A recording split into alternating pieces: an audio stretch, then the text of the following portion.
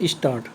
महोदय, पिछले कुछ वर्षों में सभी राजनीतिक दल किसी न किसी तरह से जनता से दूर हो गए हैं। आज हम और आप दोनों को अपनी जड़ों को फिर से जमाना होगा। जनता से प्रेरणा लेनी होगी। हमें जनता की आकांक्षाओं, उसकी मांगों और उसकी आवश्यकताओं के अनुसार चलना होगा। अपने देश के विशाल आकार के कारण यह बहुत बड़ा काम है, लेकिन उस आदमी के लिए कुछ भी असंभव नहीं जिसने कुछ करने के लिए कमर कस ली हो। कुछ देशों में लोग चढ़ने के लिए पहाड़ों की ऊंची से ऊंची चोटियों की तलाश में रहते हैं ताकि उनके मन और काम की चुनौतियों का समाधान हो सके। कुछ दूसरे छोटी छोटी नावों में सागरों और महासागरों को पार करने के लिए निकल पड़ते हैं। ये सब असाधारण उद्यम हैं, किंतु हमारी चुनौतियां तो हमारे दरवाजे पर ही दस्तक दे रही हैं। हमें ऊंचे ऊंचे पर्वतों पर या गहरे सागरों तक जाने की आवश्यकता नहीं। हमारे हर गांव में गरीबी है और हर घर में जात पात है। ये वे पर्वत हैं जिन पर हमें चढ़ना है और ये वे सब महासागर हैं जिन्हें हमें पार करना है। मुझे मालूम है कि हम में वह शक्ति है। मैं जानती हूँ कि हम में क्षमता है।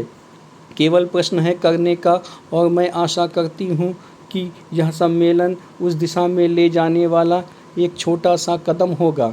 आदमी के चंद्रमा पर पहुँचने के बाद किसी ने कहा था कि वह कदम रखने वाले के लिए छोटा सा कदम है, किंतु मानव जाति के लिए बहुत बड़ा कदम था।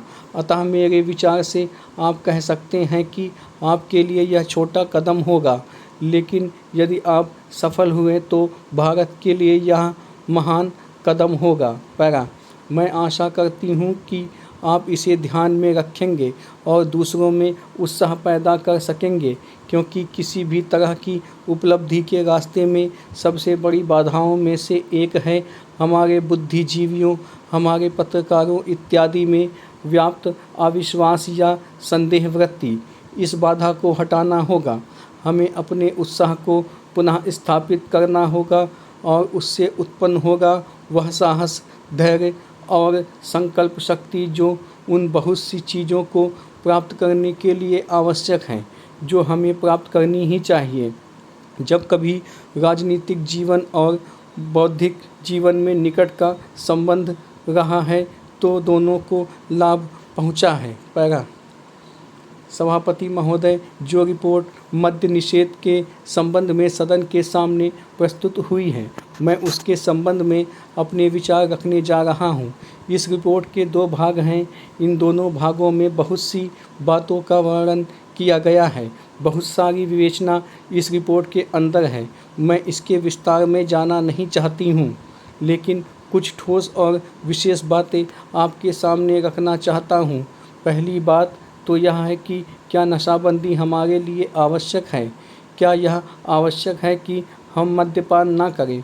इस पर ध्यान देने से आपको पता चलेगा कि जो भी काम हम अपने हाथ में लेते हैं, चाहे वह खेती का हो, व्यापार का हो या यांत्रिक युग और विज्ञान का हो, उसके लिए आवश्यक है कि आदमी का मस्तिष्क ठीक तरह से काम करे। अगर मस्तिष्क का संतुलन बिगड़ जाता है तो वह उसको ठीक तरह से कर नहीं सकता। और यह शराब एक ऐसी चीज़ है जो कि व्यक्ति के मस्तिष्क का संतुलन खो देती है। इसीलिए हमारे देश में हमारे नेताओं ने यह आवश्यक समझा था कि अगर इस देश में सामाजिक और आर्थिक जीवन का संतुलन ठीक रखना है, लोगों को किसी चीज़ का ज्ञान देना है, किसी चीज़ को उन्हें सिखलाना है, तो उसके लिए आवश्यक है कि इंसान का दिमाग ठीक रहे, और इसीलिए नशाबंदी का होना बहुत ही आवश्यक है। इस बात का प्रचार स्वतंत्रता के पहले और बाद में भी किया गया। यदि हम धार्मिक ग्रंथों को देखें, हिंदू धर्म के वेद तथा शास्त्रों को देखें, ईसाइयों की बाइबिल को देखें या मुसलमान की पवित्र कुरान को देखें, तो किसी ग्रंथ में भी इस प्रकार की विचारधारा नहीं है कि आदमी शराब पिए। पैरा, हर स्थान पर इसका खंडन किया गया है। सभी महापुरुषों ने, चाहे वे लोकमान्य तिलक हों या महात्मा गांधी जी हों, जो कि इस देश के सामाजिक और राष्ट्रीय जीवन के लिए अग्रसर थे, उन्होंने भी इस बात का खंडन किया है और कहा है कि नशा इंसान के लिए कोई अच्छी चीज़ नहीं है और इसलिए उसका उपयोग नहीं करना चाहिए। मैं आपके द्वारा इस सदन का ध्यान दिलाऊंगा कि शराबबंदी को जहाँ जहाँ भी ढील दी गई है, वहाँ पर देखने से पता चलता है कि हालत कितनी ख़राब हुई है।